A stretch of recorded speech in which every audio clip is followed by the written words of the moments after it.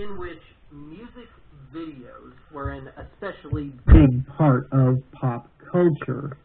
And even now, even though they don't really run them anymore, when you think music videos, you probably think MTV, VH1, Much Music, but all cable channels.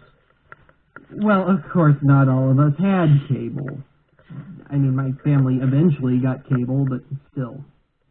But that doesn't mean that those of us without cable didn't get to see our share of music videos.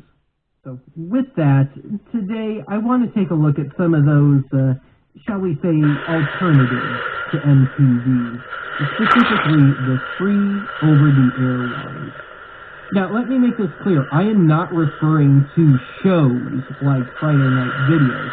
I'm talking about real, full-fledged channels.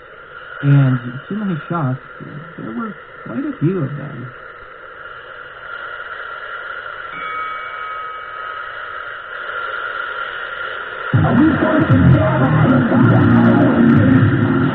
Okay, let's start with the biggie, and the only one I personally remember. Video Jukebox, aka Jukebox Network, aka The Box. Now, some of these channels actually started as cable channels and later moved to UHF, Video Jukebox being chief among them. Video Jukebox was launched by chief investor Steve Peters over TCI Cable in Miami, Florida on December 20th, 1985. The idea was to create a low-cost, microtransaction-based model of broadcasting. The service found its way to Jacksonville, Florida, still on cable, in 1987, and according to the Los Angeles Times, Video Jukebox, I should say Jukebox Network, began its UHF rollout on March 6, 1989. Now, if this early footage is anything to go by, assuming the listed clips fell to MTV's then soon-to-end 6-month exclusivity rule, March of '89 would be about right. I can't find any concrete numbers, but I guess conservatively that by the end of 1990, the network grew to some 100, usually low-power, UHF stations across America.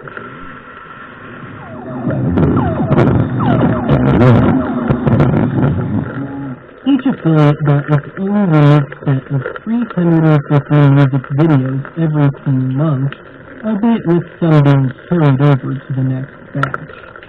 Early on, the videos were supplied to each station on a unique to-that-market set of laserdiscs and placed into a custom borderline literal jukebox. Each video would be assigned a 3-digit code, which would be listed between videos on an almost community calendar-esque menu. Early on, the cost to call up a video was as low as 99 cents, plus the long-distance phone charges to Miami, assuming we were outside of Miami. However, in the name of revenue generation, because let's face it, there weren't many advertisers, it was soon limited to a 900 or 976 toll call. In the end, $2 to $3 per video was the norm. The charges would appear on your phone bill. On average, we were looking at around a 20-minute wait for your video. Unlike MTV, and despite being free-to-air, there were no restrictions with regard to the video's visual content, which meant that Video Jukebox became the place we went when we wanted to see otherwise banned videos, such as Madonna's Justify My Love and Two Live Crew's Hot Baked Cookies. Therein lies the downside to the Jukebox Network. As long as someone was willing to pay, you could be subjected to videos less noteworthy for the music itself, and worse yet, ad nauseum, with the potential of a video being played in upwards of 10 times in a single hour.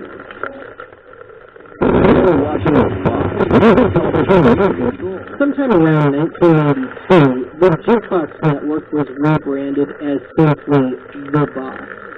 With it came a shift more towards a niche market, predominantly urban playlists. The format proved to be reasonably successful, if nothing else sustainable. At its peak, there were probably around 200, again, mostly low-power stations across America carrying the box. I should also note that the format was popular enough that a UK cable TV version was also launched in 1992. Having said that, back in the US, the box was always stunted by not just the stations with transmitters, but also the fact that cable operators are not required to carry low-power stations, and often don't. With advances in digital technology, around 1997-98, the box was able to up their video selection to about 1,800 videos via a then whopping 64-gigabyte server, with the videos included to the lossy MPEG-2 codec. Another development came with the rise of the Internet. Viewers were no longer bound to their phones. They could put in their requests online and simply place their orders on a credit card. By the late 90s, however, the box ran into trouble, and not necessarily thanks to the Internet. By this point, music videos were dropping in cultural relevance, and most amusingly, the rise of the bootleg cell phone, read cell phones with random signal generators instead of its proper electronic ID setup, were damaging the box's bottom line, causing a serious loss of affiliates. Through a bit of corporate trade, in May of 1999, MTV, who was actually trying to buy out a few websites, had the rights to the box thrown in as a deal sweetener. On January 1st, 2001, the box became, thanks to the existing servers, a localized, non-request variation of MTV2. Over the following 14 years, MTV very slowly sold off or outright shut down the remaining former box affiliates. The last one came in 2015. Funnily